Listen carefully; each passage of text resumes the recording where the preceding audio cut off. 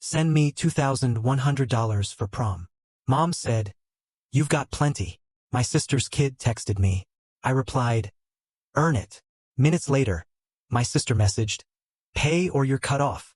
That night, I canceled their mortgage autopay. By 8:05, I had 63 missed calls. Sometimes you just wake up and realize you've been living someone else's life. For me, it wasn't a sudden explosion, but a slow, grinding realization. A moment where a simple text about a prom dress broke me, and I had to ask myself, what happens when you realize your family only sees you as a walking ATM, and you finally decide to shut down? My name's Owen, I'm 31, and for as long as I can remember, I've been the reliable one. The quiet middle kid, the one who shows up early, fixes the Wi-Fi, remembers all the passwords. Not the favorite, definitely not the disaster, just the guy in the background, holding everything together with tape and endless reminders. I work in a hospital. I like my lists, my budgets, my routines. Coffee at 6:10, work by 7:40, tickets answered. Then home to a calm apartment with plants that somehow actually survive me. I don't drink much. I don't post much. I'm the person everyone calls when they need something boring, or not so boring, handled. That became my identity years ago. Free labor for a family that ran on favors. They never actually called favors. My older sister, Jenna, she was the golden child. Homecoming queen, fast at making friends, even faster at making messes that other people, usually me, cleaned up. Mom adored her. "Jenna's got a bright future," she'd say. "She just needs a little help." And that little help always turned into a lot of help. My younger brother, Max, he learned early to keep his head down. I learned to pay for things without making a sound. I wasn't always their walking wallet. Started small. I was 18, working nights at a grocery store while Jenna was finding herself. She'd borrow $50 and send a heart emoji as a receipt. Mom would chime in, "You know your sister. She'll pay you back when her life calms down." Spoiler alert, her life never calmed down. The requests got bigger: car insurance, a security deposit, a missed phone bill. There was always a reason, always a promise, and then a silence so long that arguing felt petty. Then, Dad died when I was 24. After the funeral, Mom pulled me into the hallway by the laundry room. "I can't do this alone," she said, not quite crying, more like performing sadness. "We'll figure it out together." I nodded. That "we" turned into me fast. By 26, I was quietly covering small things. By 28, I was paying for big things with my name attached. I told myself I was preventing chaos. I told myself I was the only adult in the room. But the truth was simpler, uglier. I just didn't want to be yelled at. Last month, Jenna's daughter, my niece, Chloe, turned 17. She's smart, funny, sometimes a little too much like her mother. I buy her books. I fix her laptop. I try not to be the lecture guy. I want to be the safe one for her. The one who shows up and doesn't make her feel like a burden. My story doesn't start with some dramatic betrayal or a shocking twist in a novel. It started on an ordinary Tuesday night in my kitchen. I was stirring pasta, completely zoned out, when my phone lit up. Max had just sent me a photo of his cat sleeping like a croissant. I was smiling at that when a new message slid in from an unknown number that, deep down, I knew wasn't unknown at all. "Hey Uncle O, can you send me $2,100 for prom?" I stared at it. I blinked. I read it again. $2,100 for prom? Another message popped up. "Mom said you have enough. Hair, dress, nails, everything. I can pay you back once I start my summer job." Father, my stomach went weirdly light, like I'd missed a step in the dark. I wasn't angry yet. I was just tired. A kind of deep exhaustion that hummed behind my eyes. Then my mom called. I let it ring twice, then answered. Her voice was warm, practiced. "Owen, honey," Chloe reached out. I told her to. "You've got enough right now, and this is special. Senior prom is once in a lifetime. Don't be difficult." "Did you tell her to text me?" I asked, my voice flat. "I told her family helps family," she said, like it was the most natural thing in the world. "I expect you to do the right thing." In the background, I could hear Jenna laughing, the clink of ice in a glass. Someone said, "He'll do it." That was the first trigger. Not the number, not the dress, not even the expectation. It was the assumption. The way "you've got enough" had, over the years, turned my entire life into a communal wallet. I slowly put the spoon down and looked at the clean lines of my kitchen. The bills neatly clipped on the fridge, the calendar with boxes checked off. All the quiet order I'd painstakingly built so they couldn't drag me under. I didn't answer her. "Mom," I said. "I'll call you back." I didn't. I stood there until the pasta went mushy, thinking about every time "you've got enough" had meant "we are entitled to it." When my phone buzzed again, it wasn't Mom. It was Chloe. "Please." A photo of a dress she liked. Then, before I could reply, a new message popped up with Jenna's name attached. "We need the money tonight. Don't make this a thing." Something in my chest clicked. Not a snap, a click. Like a lock finally turning into place. I learned to carry other people's weight early. When Dad got sick, Mom asked me to build a spreadsheet to track medications and bills. "You're good with numbers," she'd said. What she meant was, "you can be in charge." I didn't mind helping. I minded that help became duty, and duty became a debt I never signed up for. In our house, love always sounded like an invoice. After Dad passed, the mortgage became the dragon in the corner. "We're a little behind," Mom said, which actually meant months behind. The bank started sending letters. Jenna cried on the porch. Max avoided the kitchen altogether. I picked up a second contract on top of my day job, doing freelance server cleanups at night. When the bank threatened to accelerate, I did the paperwork to refinance, then put their new mortgage on Autopay from my account, temporarily, until Mom's finances stabilized. "Just 6 months, she'd promised. "You'll barely notice."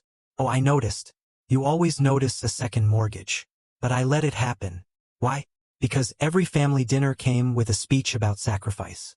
Because every time I hesitated, Mom would tilt her head like I'd failed a test I didn't even know I was taking. Because Jenna would send, "You're a lifesaver," followed by a selfie with Chloe and a heart filter. Because Max would text, "You okay?" And I'd lie, "Yeah." The list grew. Phone plans, a blown transmission, 2 emergency room copays, a week of groceries that somehow included designer candles. My credit score climbed because I never missed a payment. Their expectations climbed faster. I remember the first time I said no. Jenna had accidentally overdrawn her account by $380 buying festival tickets. She called me at work, crying. "They're going to charge me fees and then more fees and I'll drown." "You can return the tickets," I said, my voice barely a whisper. Silence. Then, "You're really going to do my summer over $300? Caved. I felt guilty for a week, and then that guilt calcified into something uglier. Resentment. I tried to scrub it away with logic. "It's just this once," I told myself. "I don't want to listen to Mom call me cold." The problem with being dependable is that people stop seeing you as a person. You become an ATM with a familiar face. A ride that runs even when the meter's off. At 29, I paid off the last of my own student loans. I thought that would feel like air. Instead, it felt like a sign flashing over my head. Available funds. Mom's language shifted. "Since you're debt-free," she'd begin, and I'd brace myself. I tried to set small boundaries. I took Mom off my Amazon account. I refused to co-sign Jenna's second car. I told Chloe she could text me for school stuff, but not for her mom's bills. Those lines lasted until the next emergency. Then blurred in the usual fog of guilt and only you can help. One night last year, Max called me from a parking lot, whispering. "They're fighting again," he said. "Mom told Jenna she has to start acting like an adult. Jenna said she is acting like an adult because she asks you instead of strangers." He laughed, but there wasn't any humor in it. "You know what Mom told her?" "What?" I asked, my heart sinking. "Owen has enough." I sat in my car outside my apartment, and I felt my jaw lock. Not anger, something flatter, like when a program freezes and you don't bother trying to click. You just sit and wait for it to crash. I started adding up numbers in my notes app. 12 months of mortgage payments, utilities, medical randoms. The total made my stomach flip. I scrolled backward. 5 years. A second total. I stared at it until the digits stopped meaning anything.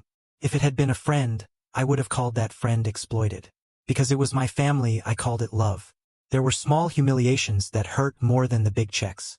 Mom would post photos of family dinners I'd paid for with captions like, "Blessed," and never tag me. Jenna would roll up late in a rideshare and joke, "Our family CFO is here," and everyone would laugh. When I got my own new car, a sensible hybrid I saved for, Mom said, "Wow, luxury." Like she was already spending it in her head. Max tried in his way. He'd Venmo me $20 with a note like, "For putting up with us." He'd say, You know you don't have to, right? And I'd say, I know, and then keep doing it. He kept his head down because that's how he survived. I kept my head down because it's hard to lift it when you're caring for other heads. Boundaries, my coworker Maya said once, after I told her a very sanitized version of my life. Say the word out loud. Boundaries, I mumbled. Louder. Couldn't make my voice rise. So when Chloe's text came, $2,100 for prom, hair, nails, dress, limo, shoes, everything. It wasn't just about a dress. It was about how quickly everyone reached for me without ever actually looking at me. It was about the way Mom said, "You've got enough." Like she was reading my bank app over my shoulder. It was about how they trained me to believe love was measured in transfers. My phone kept buzzing that Tuesday. Chloe again. Aunt Tessa's girl spent $3K last year. I don't want to be the only one looking cheap. A prom mood board followed. Spray tan, rhinestone clutch, makeup trial, photographer. Then Jenna. We need the money tonight. Prices go up tomorrow. Then Mom. Don't make this difficult, Owen. Don't embarrass your niece. You of all people know what it's like to be invisible. Invisible. That word landed like a cold coin in my chest. Funny thing about invisibility, you can see everything while no one sees you. I typed, erased, typed, erased. My thumbs hovered. In the end, I sent Chloe 4 words. Earn it, kiddo. Oh? She replied with a string of question marks. Jenna followed with a paragraph. I told her you'd pay. Pay or you're cut off. Don't play games with my daughter. Cut off from what? The privilege of covering their entire life? I put the phone face down and listened to water running in the sink. The apartment was quiet in that way that makes you hyper-aware of your own breathing. I could hear the neighbor's TV through the wall. A sitcom laugh track repeating every 20 seconds. Felt obscene. The family group chat started blowing up. 7:22 p.m. Jenna. Since Owen wants to humiliate Chloe, everyone can see who he really is. Mom. At Owen call me. Max. Maybe we can talk. Jenna. Stay out of it, Max. Max to Jenna privately. I'm not paying $2,100 for prom. Jenna. You're rich. Stop acting poor. Me. I'm not rich. I'm responsible. Jenna. Same thing. Send it. Me. No. She called. I let it go to voicemail. Then Mom called. Then Chloe. Then Mom again. At 7:54 p.m., Mom texted. If you don't want to help Chloe, that's your choice. But actions have consequences. Don't forget whose name is on certain things. I stared at that message for a long, long time. My name was on their mortgage autopay. My name was on the emergency card Chloe used for books. My name was on the stupid Hulu account that everyone fought over like it was gold. I'd done all of that on purpose once because I thought control would make me feel safe. Didn't. It made me responsible for messes I didn't create. At 8:11 p.m. Jenna again. Hey, or you're cut off. I typed. From what? 3 dots. No answer. An hour later, Mom called, and I answered. She skipped hello. You're being cruel, she said. You're punishing Chloe for my choices. Don't use a child to make a point. I'm not punishing anyone, I said. I'm stopping. Stopping what? Her voice sharpened, laced with suspicion. Everything? I said calm, like laying a card on a table. I'm done being your bank. I'm done being your backup plan. I'm done paying a mortgage on a house I don't live in while being told, you've got enough. You promised your father you'd take care of us, she snapped, her voice breaking a little. I promised I'd help, I said. And I did, for years. I took a breath. This isn't about revenge. This is about closure. Silence. I could hear her breathing. I could hear ice shift in a glass. I could hear my own heartbeat in my ear. You will regret this, she said finally, each word clipped and cold. I already regret not doing it sooner, I replied. Then I hung up. I logged into my bank. I opened the Autopay dashboard I'd set up 3 years earlier, the one with their mortgage circled like a planet I orbited. I hovered over the toggle that had always been green. My hands weren't shaking. That surprised me. I thought they would. I clicked it off. A warning popped up. Are you sure? I clicked yes. Then, I removed my card from the emergency account Chloe sometimes used. Quietly, because she deserved dignity, even if her mother didn't. I left the Hulu account. Let them keep the sitcom laugh track. I sat in the dark with the glow of the monitor fading and waited for a wave of panic that didn't come. What came instead was a steady quiet, like a fan finally switching off in a room you didn't realize was loud. I slept well for the first time in months. At 8:05 the next morning, my phone showed 63 missed calls. Mom, Jenna, unknowns, 1 from the bank, 2 from Max. The group chat had 112 messages, most of them variations on answer your phone. I made coffee.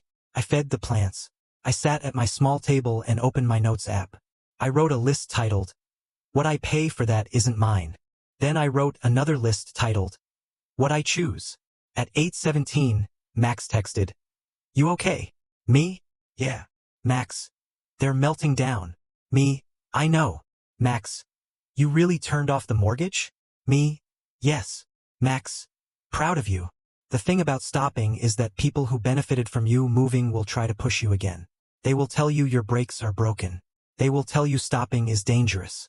They will tell you you've always moved, so moving is love. Wednesday afternoon, Mom showed up at my work. Security called up. "Your mother is here," the guard said, tentative, like he'd been handed a bomb. I met her in the lobby. She wore her courtroom face, the one she uses for getting discounts at customer service. "We need to talk," she said, her voice tight. "We're in a hospital lobby," I said, looking around. "Talk." She folded her arms. "You embarrassed me. The bank called. Do you know how that felt? Like accountability?" I said, my voice steady. "Like betrayal," she snapped. "After everything I've done for you." I kept my voice even. "What have you done for me lately that didn't come with a bill?" Her mouth opened and closed. She switched tactics. "Your niece is devastated. Jenna had to tell her she can't go to prom now." "That's not true," I said. "I said she can go. She just can't buy the $500 shoes and the $300 spray tan and the $1,200 dress in one night. She can work." I did. "That's cruel." "It's reality," I said. "And it's a lesson I wish someone had given Jenna sooner." "We're family," she said, softer, trying for sympathy. "Family helps. Family also respects boundaries," I said. "You've spent 5 years treating my paycheck like a group project." "It isn't." Her eyes narrowed. "Fine, if you won't help, don't expect invitations.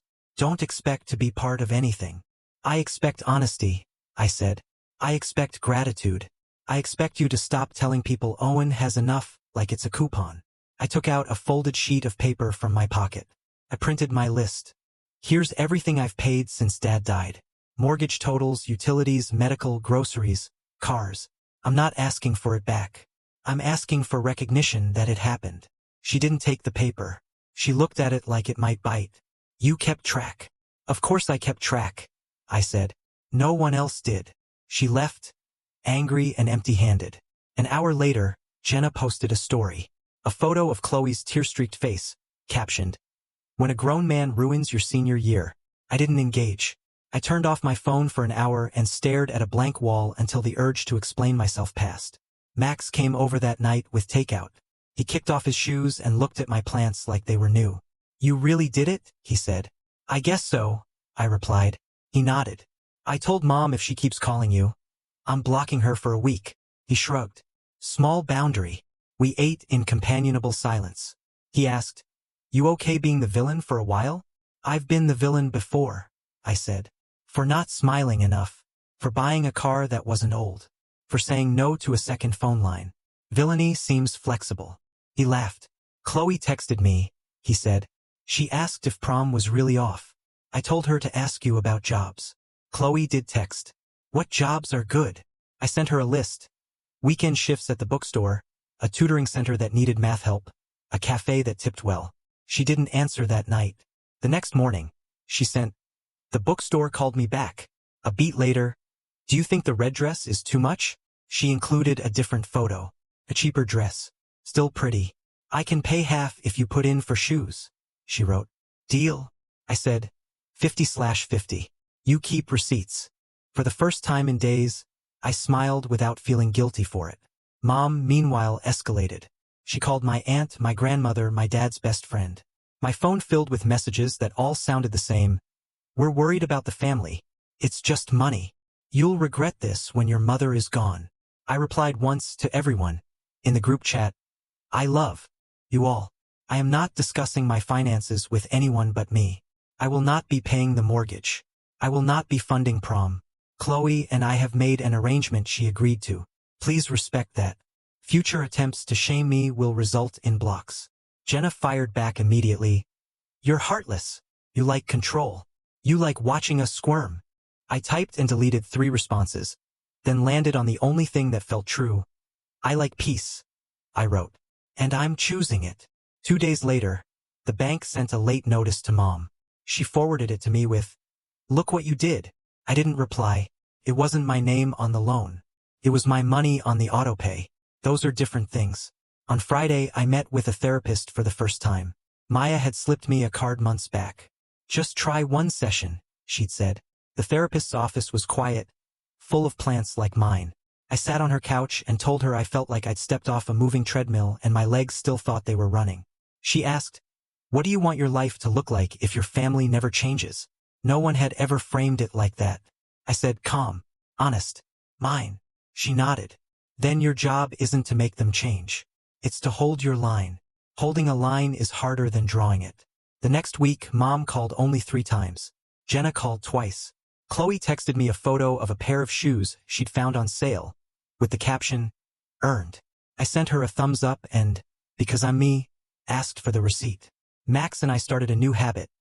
Sunday mornings, coffee at my place, phones face down. We talked about stuff that wasn't family, work, his cat's antics. The world felt bigger when I wasn't measuring it in emergencies. The first month without the Autopay, Mom posted a vague status. "Sometimes the people you raise disappoint you." I didn't take the bait. The second month, she texted, "I'm selling the SUV." I replied, "That sounds responsible." Responsibility looked different on them. Jenna picked up extra shifts at the bar. She complained loudly. She still found a way to buy a new jacket. People like Jenna always do, but the calls slowed. The demands softened, from now to if you can. I answered no to both. At Chloe's prom, she sent me a bathroom mirror selfie. Red dress, simple hair, shy smile. "Thank you for the ride," she wrote, meaning the shoes, the bookstore tip, the quiet push toward dignity. "You did the work," I wrote back. "You look great. Be safe." She sent a heart. Not the filtered kind. The real, gray-eyed message, one that means, "Got it." A month after everything, Mom asked to meet somewhere public. We chose a diner. She arrived with a folder. I arrived with low expectations. "I wanted to apologize," she said, and then immediately added, "for how you took things. Old habits." I heard the first part. I said, "We can stop there." She sighed. "You changed." "I grew," I said. "There's a difference." She slid the folder across. Inside was a budget. Actual numbers.